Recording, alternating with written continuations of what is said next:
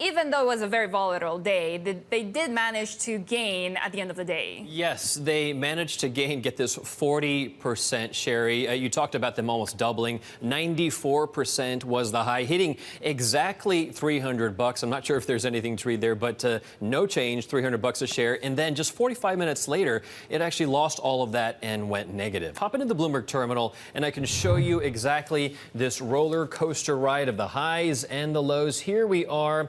$300 a share, as I just mentioned, and then really in 45 minutes falling by 50% just today. And then look at that, just within the last 45 minutes of the U.S. Market session, rising again 40% to close at $217.75. Now, Sherry, in between these, 2.5 hours here, there were actually 4 trading halts, not 1, not 2, not 3, but 4.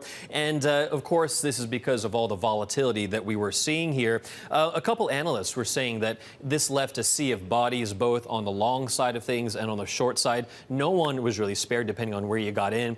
Citron Research was saying in a tweet that they're calling the stock surge, quote, beyond comprehension. And you can see really why they're calling it that. Now, why the crazy ride here? Well, with Tilray CEO Brendan Kennedy, he said that one day Tilray could actually be among one of the few players in the industry that could actually have a market cap of about $100 billion. That got a lot of people really stoked there. And of course, that's when we saw the pop. And this also comes off of what happened just 24 hours from now. The DEA, the Drug Enforcement Agency, said that they would allow Tilray to import marijuana for medicinal research. So we saw 30% in terms of a gain just 24 hours ago there.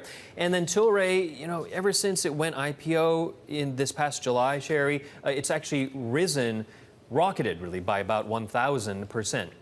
Hop back into Bloomberg, because that 1,000% really conjures up echoes, some maybe nightmares, I suppose, if you want to talk about it, with regards to blockchain. Because Tilray, we can see, is up by more than 1,000% ever since it went IPO here in July.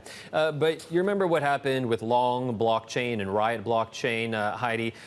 We saw those pops in late 2017. Ever since, a year from now, a year ago, they're actually negative by about 50%, 94% respectively. So a lot of people are wondering if this is the whole tulip mania, the whole blockchain mania. Heidi, have we been here before?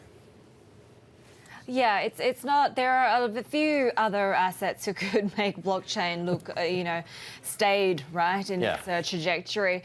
The surge in Tilray has made a little-known private equity fund much more well-known now. We're talking about an outfit called Privateer Holdings. Yeah, Privateer, based in Seattle. Not many people know about it, at least not until the past few days, few weeks or so. That's because 7 years ago, it really put all of its money, all of its focus into marijuana and the possible growth in the industry. And what's interesting about this is that it's backed by none other than Peter Thiel. Now, Peter Thiel did put his money in here, and in terms of the returns, we're talking about billions of dollars that possibly have just happened in the past trading day, possibly for him as well as the 3 founders. Those founders, Brendan Kennedy, Michael Blue, and Christian Groh, they have a little bit under 50% ownership as of March 31st in the prospectus there. But at the height of what was happening here, they could have come up with about $8 billion. And so if you spread that across the 3 of them, it may have made them billionaires over the course of the past several hours, at one point coming in as much as $2.6 billion.